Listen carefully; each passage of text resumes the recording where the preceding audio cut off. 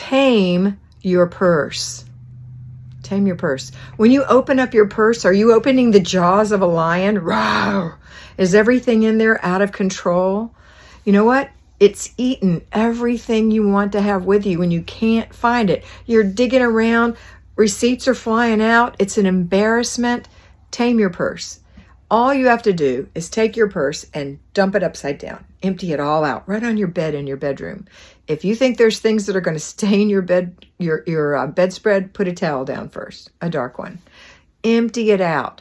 Now, where the first thing we're going to do is put back the things we know we want in there. We want our wallet in there. Pull out all those extra receipts. Close it up, put it in there.